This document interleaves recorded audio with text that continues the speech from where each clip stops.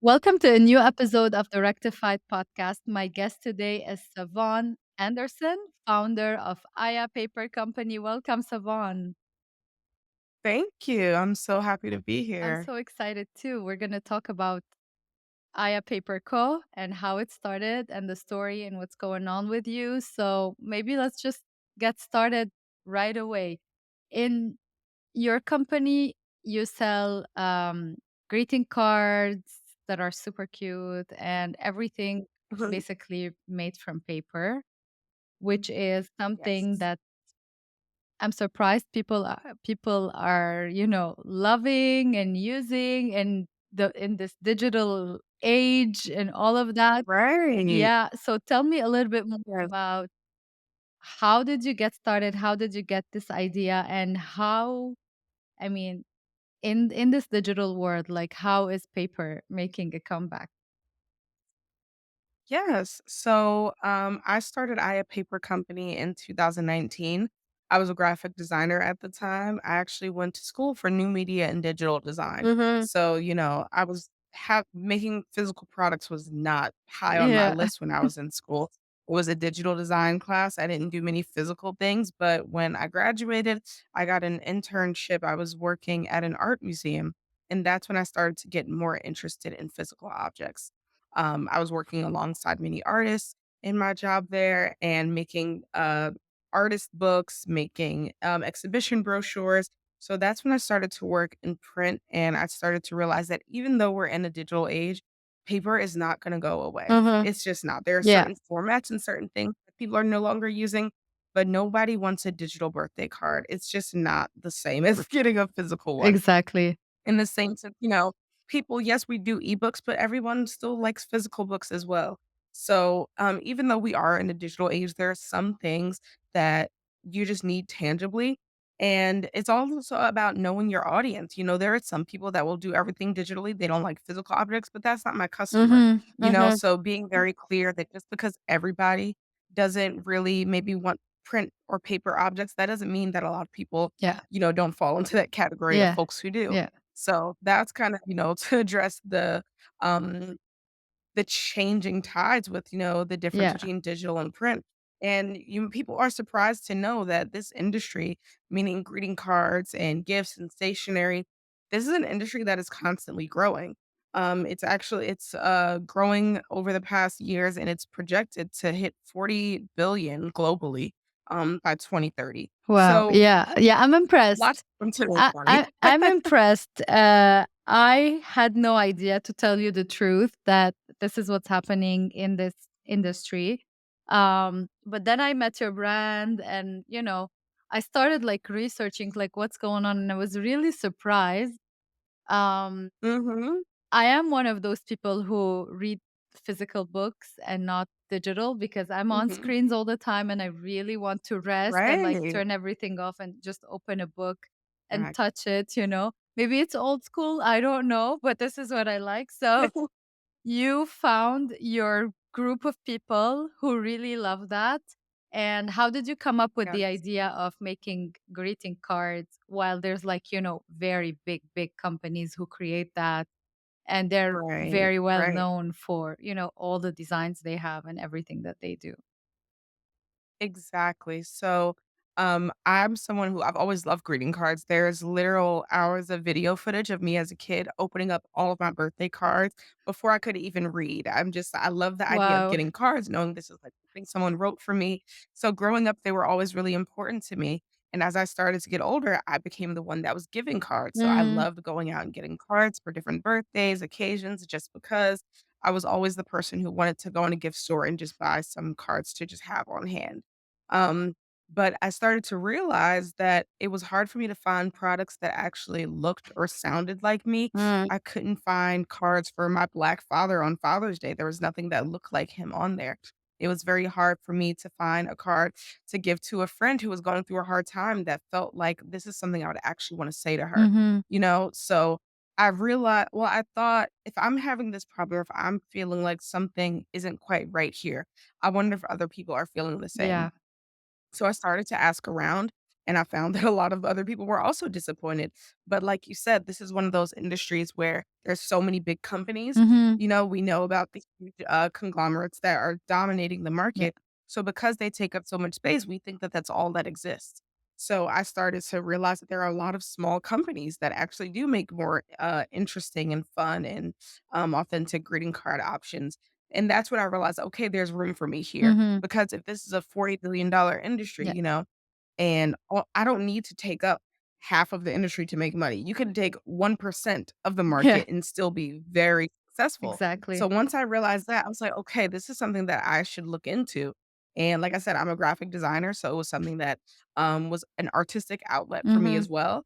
I wanted to be able to create more physical objects. I thought it was fun to be able to create these products instead of doing one off like design products for clients. Yeah. Making products was a whole new way of creating and making money as a designer, where I could design something once and then print it and sell it however many times that I wanted. Mhm. So that was a big shift in my thinking, and what kind of motivated me to do this product because also, like I said, like you said, most of our products are made from paper Yeah. and making items from paper is much cheaper than some other, more complex products.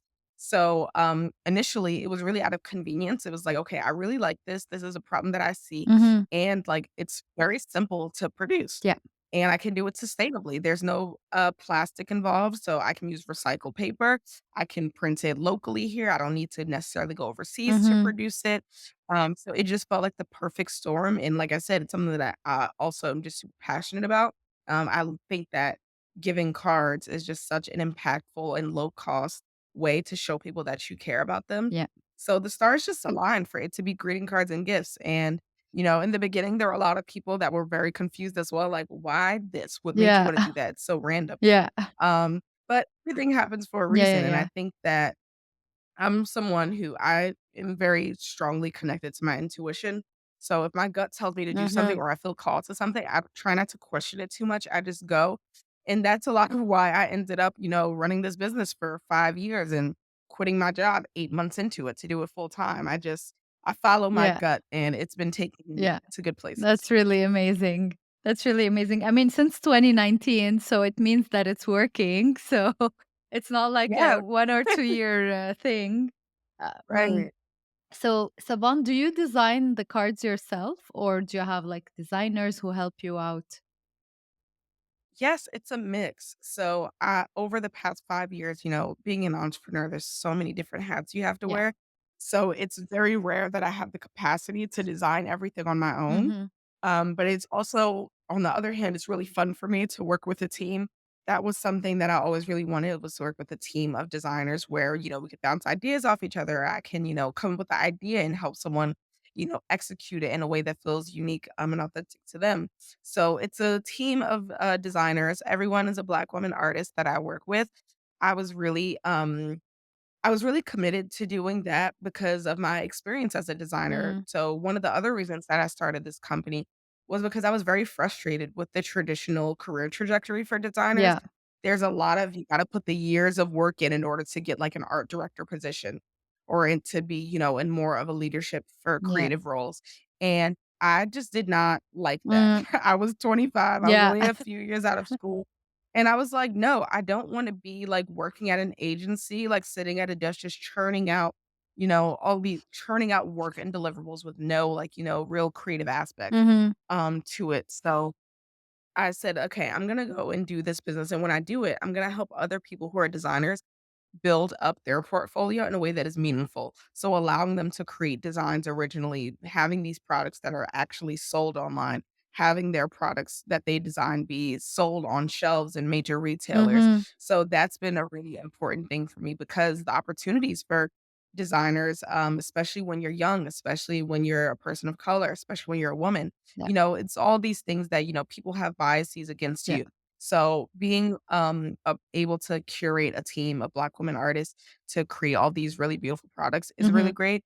And then when I get the opportunity to design things myself, like this recent holiday collection, that's really fun too Oh, because it reminds me of like the early days when, I'm yeah. just focused on the creative aspect of the business and trying to separate my brain, just create the things and don't worry about how it's gonna sell, how it's gonna be perceived, where it fits in the market. Like, you Yeah, yeah, can figure that out later, but just focus on the creative part. exactly. Is it out yet, the holiday collection? I didn't see anything. It's on the website Oh, just like last night. I put it okay. live. It's not even announced. I just, like, Alright. quietly published it, and it's Alright. on all of the promotion for it over the next few days, so you'll Alright. see it when you go back on the Alright. By website. the time this episode is out, they will be available. Yes, So, it will definitely be live. It's yeah, so, like I said, this is I designed the whole thing up on my own. This is the first time in a long time that I did the whole yeah. thing, but I needed it for just, like, Mm, my creative outlet. exactly. Sometimes you It's just been need very to hard, yeah. yes, like, the business is gonna be the business, Mhm. but I need that balance of the creative outlet for just, my own Yeah. self-expression and just not feeling, like I'm limiting myself to one aspect of the business because that's the beauty of entrepreneurship that you Exactly. get to shift and go into different Yeah. roles, based on what feels most Yeah, yeah, fulfilling. yeah. This is basically my passion project and creative outlet. I love doing this Yes, podcast. I love meeting people. So to each his own, but we need to find exactly. like a place where you can just like Need your pocket of joy. Just, like, find that thing that brings you joy and is, like, void of the mhm. stress, and I think that that's where we get our most meaningful and authentic work Yeah. sometimes, like, I'm so excited for people to see this collection because I really like the response that I've gotten Mhm. to it already. It's probably the strongest response I've gotten to a design project in a very long time. So, like I said, it's the commercial success is great, but that connection Ye with people yeah. and able to make people feel something Mhm. through art, that's the Yeah, magic. exactly. So Savon, who was your first customer? Like who bought from you first? Mm.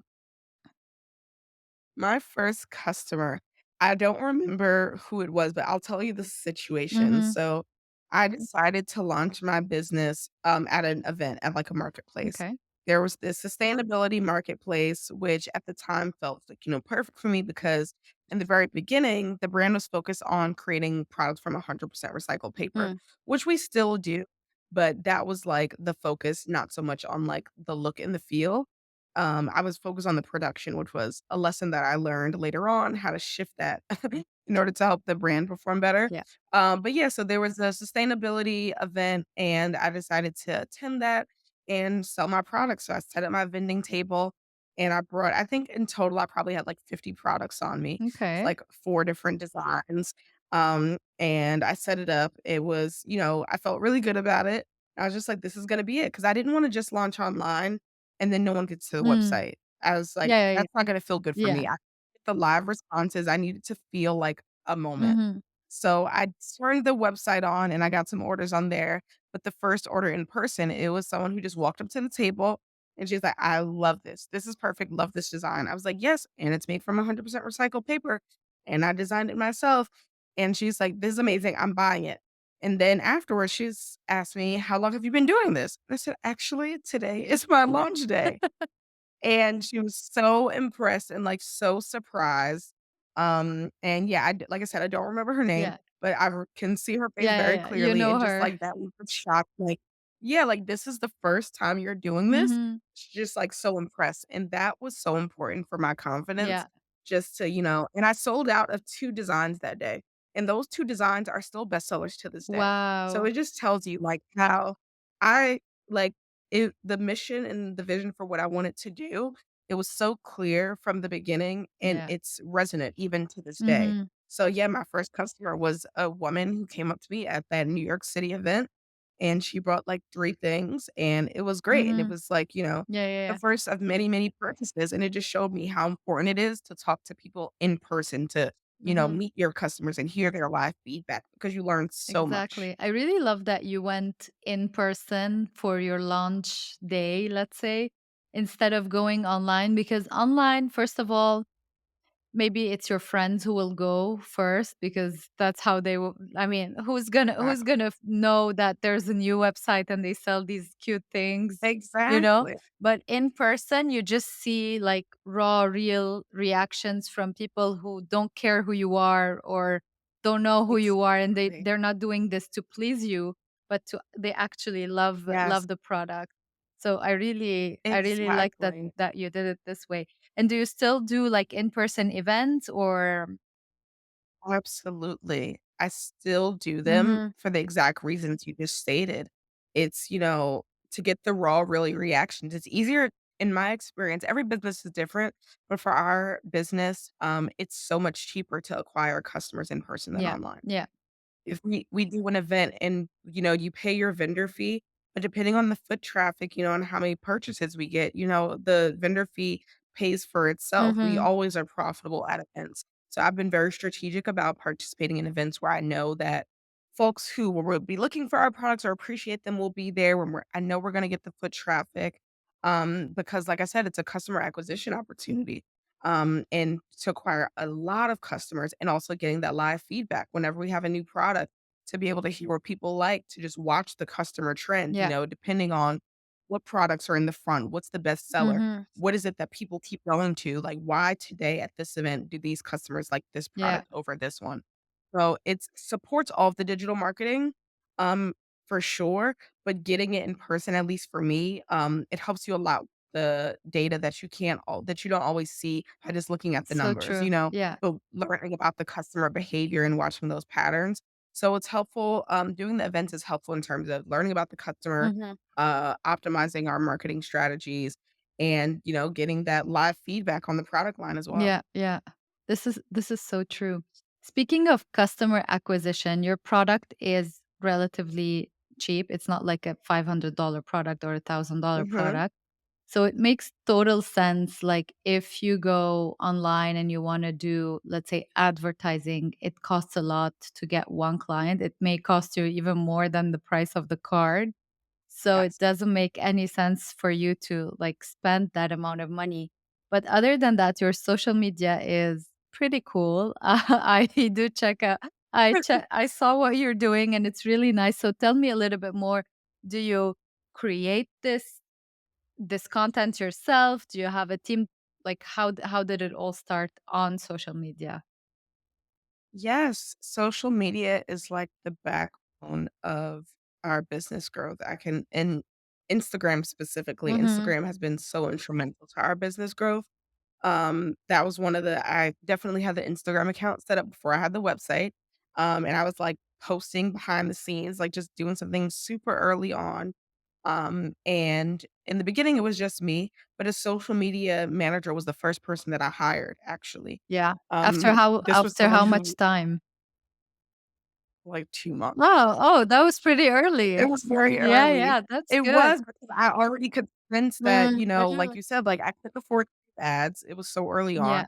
The events were helpful, but at the events, like, I wanna send them somewhere else to stay in touch. Mhm. And I was like, I need to send people to our Instagram. I need this to be kind of like where we're building community. Yeah. That's something that I was very sure of early on as well. Mhm. That, the nature of this type of product, people who want to send cards, who find value in handwritten notes, who like journaling and who like the Yeah. tactile nature of these products, they are people who are invested in Yeah. community.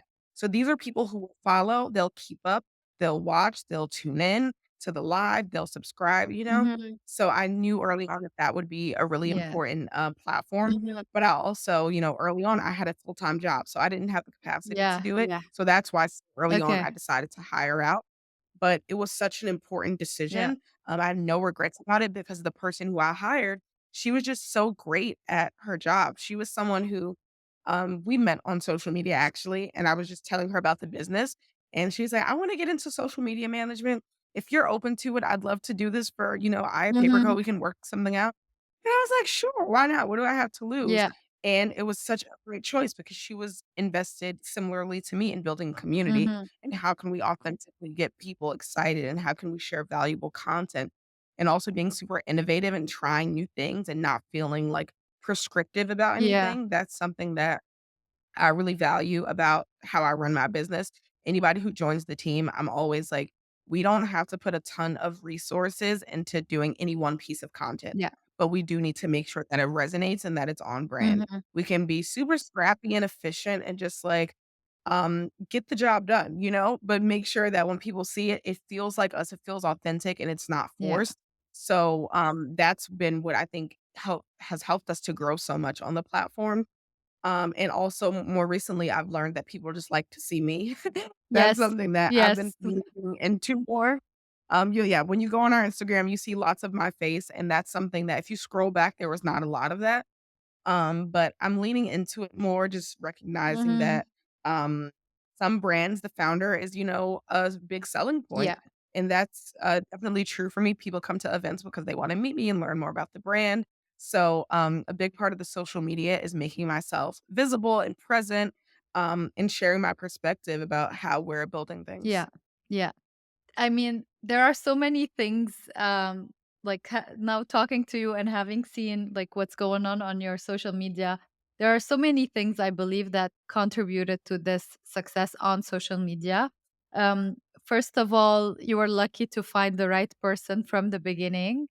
Um, Second, I see a lot of people when they start their business, they completely neglect social media. They don't want to spend money on it, organic social media, and they think like they can snap a couple of pictures and post them here and there, and people are going to find them and they're going to just buy. Not at all. But you need to tell them a story. You need to build that community, like you said. So, the part of the success, I believe, is that you saw that you were like, you had the vision that you want to tell your story.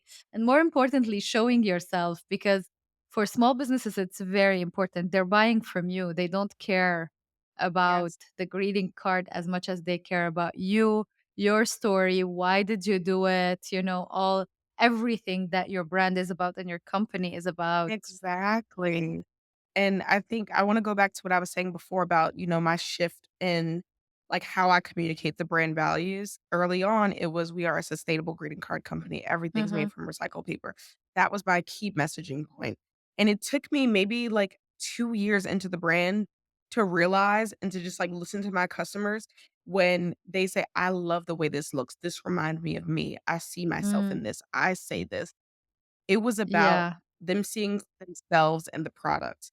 The sustainability was great, that's a great but that's a feature, that's not the benefit. true. And that was like that clicked something for me, and I think that that helped the social media even more because it's like now we're not Hmm. just talking about how the product is Yeah, made and the behind it, like, that's great, but that's not as compelling as hearing, "Oh, I make these cards because I couldn't find something to celebrate the people that I care about." yeah. Or, "This card was made based on a photo of me and my family because I wanna show authentic imagery."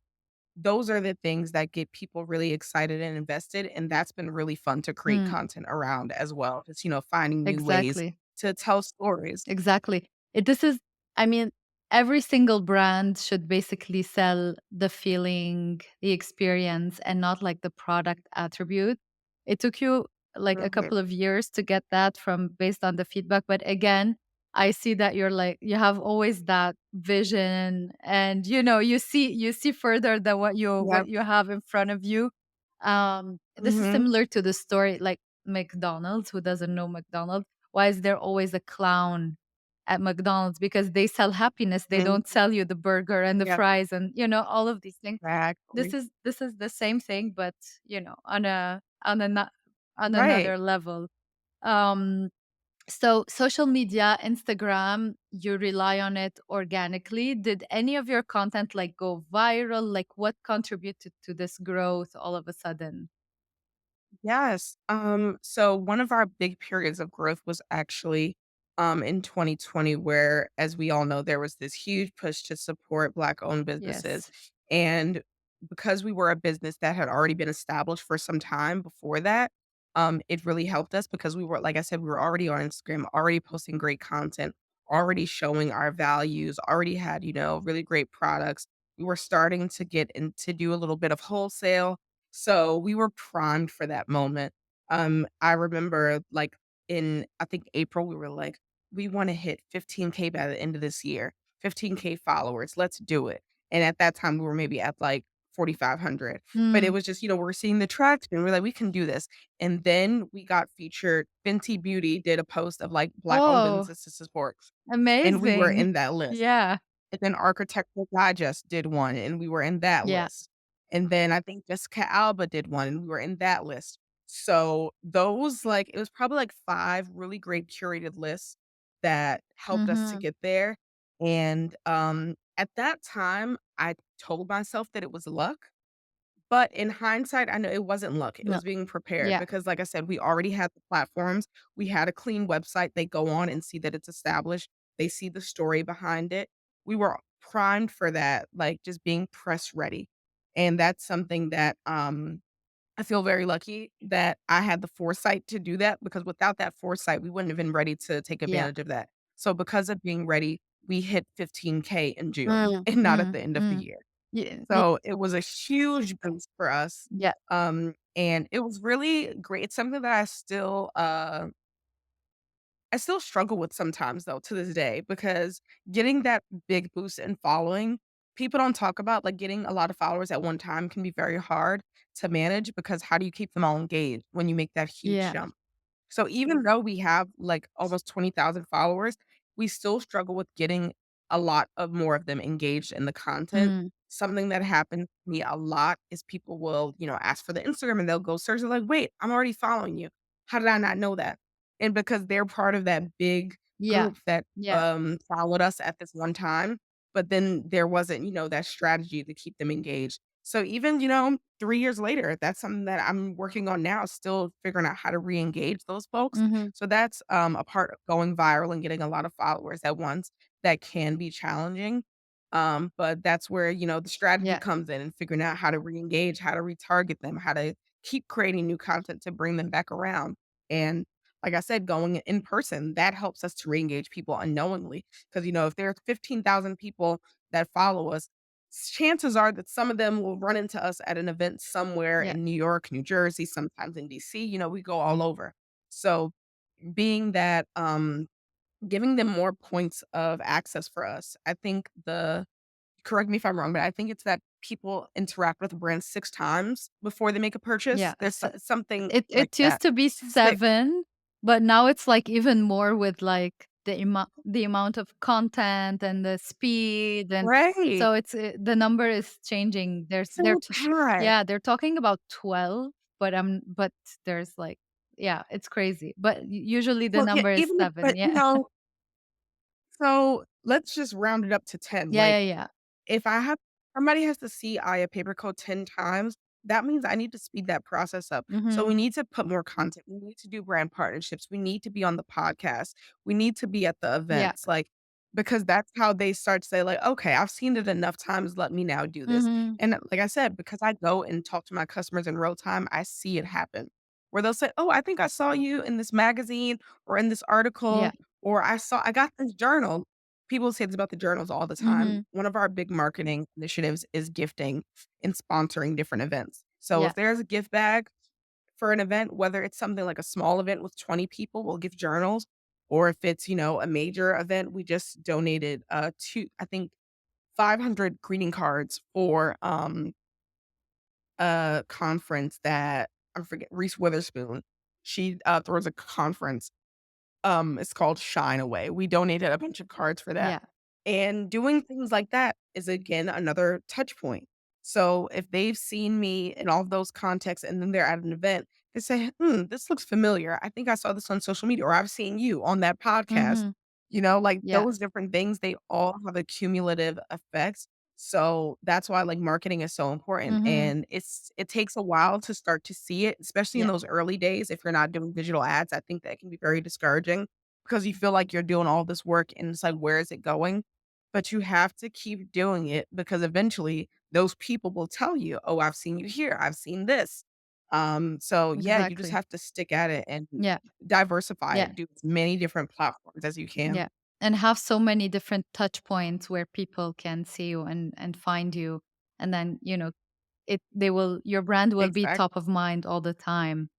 So, Exactly. Like my hope is that, people who listen to this podcast the next time, in a month when they're thinking about holiday yeah. cards because they heard me here and maybe they'll see a social media post and they'll subscribe to the newsletter after this. They'll be like, huh, let me go to Aya Paper Co to get some holiday cards. Mhm. Yeah, yeah, for sure. I mean, you never know because maybe they'll follow you on Instagram and then a month later they're gonna buy something, or even 6 months later, who knows? Right. But Exactly. It's really that yeah, yeah. patience. It's that patience. Every single effort has, like, this compounding effect of, like, adding up, adding up, adding up, and then you're gonna Hmm. get customers, and if they're if they love you, they're gonna always come back, if they have a positive experience. Exactly. And they'll tell other people Mhm. about it too. That's Exactly. the other great thing about our product is that it reinforces, like referral traffic. Mhm. So Yeah. if you buy a card, you're gonna gift it to someone. So now I've not only acquired you, but now they're a potential lead, the Yeah. person that you Yeah. gifted it to. So true. So that's the other great thing. People who come because they got a card and they really loved it, and now they wanna buy some because Mhm. they remember how it made Yeah, them feel. yeah. So that's another, like that referral and loyalty is a big part of our business as well. Mhm. So do you sell only on your website, or do you have, like, specific stores that you're in? Like Yeah, so in the past, like over the past 5 years, we've done lots of different types of retail partnerships. So one of the ones that was a big focus, I would say from when we first did our retail partnership in 2020 through 2022, we were focusing a lot on seasonal partnerships. mm, So a lot of these big brands like, Nordstrom, Macy's, Kohl's, they were doing small business like pop-up sections in their stores, right? So we were a big part of that. So we got approached for one opportunity. The first one was with Kohl's. And then after that, we got Nordstrom and then Macy's and then Whole Foods. So all of those were really great ways to, yeah, get the product in front of new people who, again, that's a touch yeah. point. A So, larger people say, number "Oh, of I people. know." Yeah. Exactly, like, I can't afford, send ads to all those people, but I can put the product in the store and now they see it. Mhm. So that was a really great, strategy that we had, but more recently, our strategy has shifted, because as we've watched our customers' buying patterns. A lot of people now are focusing on shopping small. They wanna go to independent shops, Mhm. more curated places, Yeah. and like you said earlier, there's so many big, conglomerate companies that are already in the big retailers. So, we've been strategizing to be an independent gift shop. So, sometimes it's like, gift stores that focus on greeting cards and Yeah. small gifts, but also bookstores have been a really great outlet for us. Also, museum gift shops. So, we've been strategically exploring those other options, trying to figure out where my ideal customer is, Yeah. right? So, if I am a woman of color, 25 to 50, and I need to get a great birthday card, where am I spending my time at? Mm. Yeah. Sometimes it's in a concept shop that, you can get coffee and buy a gift, or Yeah. it's in, your local bookstore where you go to get the latest thing and it's like, "Oh, this is I wanna get a gift for someone and here's a card to go along with it." So, that's our current, retail strategy, and we are in, I wanna say right now, 150 small gift shops across the country, and that number is constantly evolving. As we get closer to holiday season, it'll probably ramp up quite a Yes. bit because more people, want to make sure that they have those products stocked. But our website is where I'm working right now to build out the most because we need to get the customer contact info. There are people who they go to the store local to them and they find the product and they love it. But I want them to, the next time they purchase or if they want to get a lot of different things, they come directly to the website Mhm. so we can stay, add Yeah. them really into our community. Yeah, yeah. So, a lot of our listeners or viewers, if it's on YouTube, they're from the US, but there's also an equal amount of people who are in Canada. Can do Mm. you ship to Canada? Are you planning on coming here? I ju Yes. So, funny en the reason that that I'm more seriously considering now is because now I have family in Canada. Ooh, My Yes, my fiance's, brother, him and his family, they live in Canada, and I just took a road trip there last weekend, actually. Um, so now that I've been there, I'm someone, like, as we have talked about, I need to see things in person, I yeah, need to yeah. experience it. So now that I've been there and, like, been around to a few stores and seen, like, more understanding of the culture and what the buying patterns are and things like that.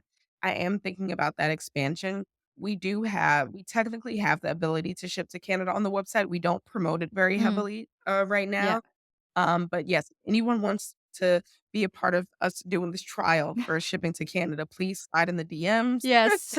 um, Yes, and I'm also looking into retailers there because we don't have any Canada-based Mm, retailers. We did do a retail partnership with the Nordstrom Canada store at one point, yeah. but I would love to get into some independent gift shops and, like, concept Mm, stores, in Canada to, have yeah. our products there as Well, well. here in Montreal, we have a lot of cool stores and like you said, Mm, concept shops and like coffee shops and things yes. like that. And there's like a cool area. It's a cool city, Montreal. I'm promoting my own Yeah. city, but yeah. No, I've been wanting to visit Montreal, though. Mhm. I love my favorite thing about, Montreal in Canada is how seamless like, both French and English cultures are both Yeah, integrated. I yeah, love that. yeah. I think it's so unique to Canada, like, that doesn't exist in Mhm. the States, obviously. But, everything there. It was so funny. I'm looking at a carton of milk at my family's house when I was there.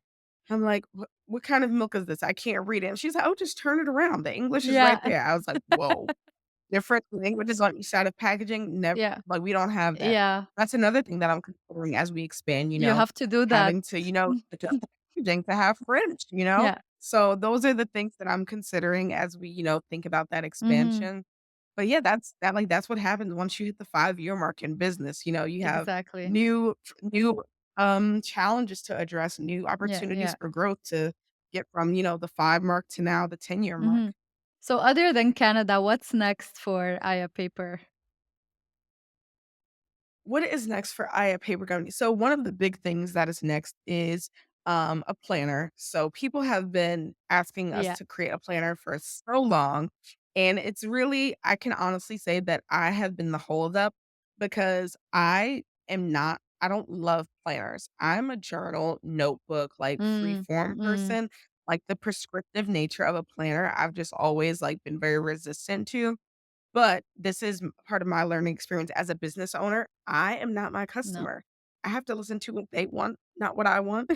So I am customers, I a fan, I'm listening to you. The planner is going to be on the website. By the time this comes out, it'll be there. So I'm really excited about that. And that is part of our larger strategy of just expanding our product line. So greeting cards have always been the core, but I'm excited now to expand because I'm seeing how much positive reaction we get when we do add different products.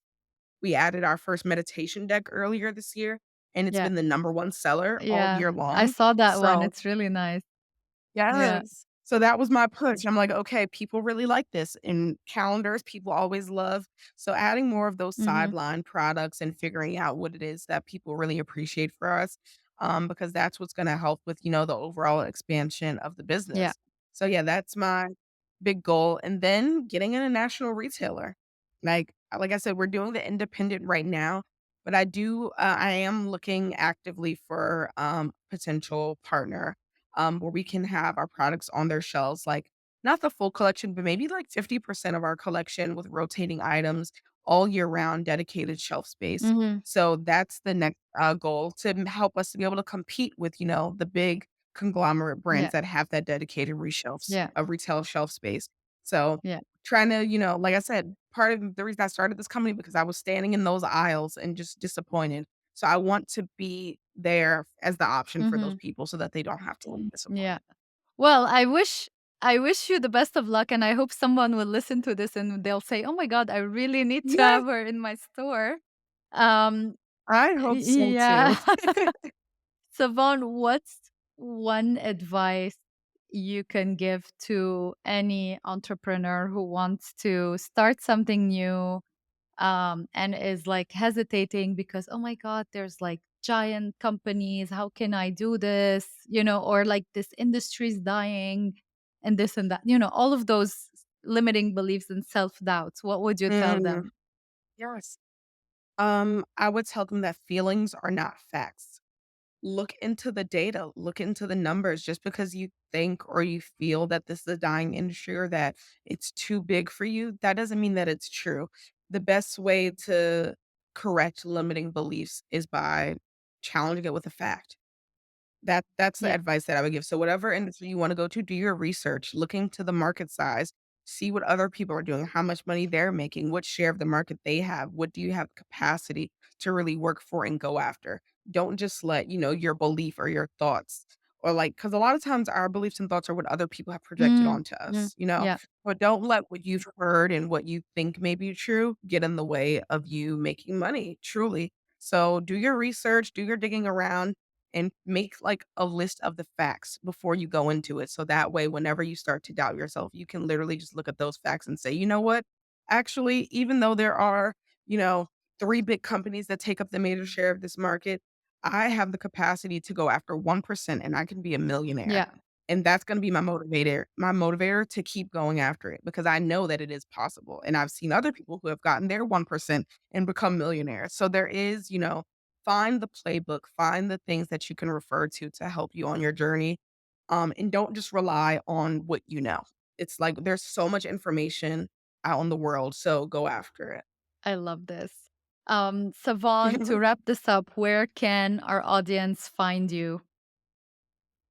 Yes, you can find my personal Instagram. It's at simply.savon, or the business Instagram is at ayapaper.co, and the website is also ayapaper.co. Perfect. So we're going to link to everything in the description of this Yes. podcast. Thank you, Savon, for being a guest. And to all the listeners, I'll be back next week with a new episode.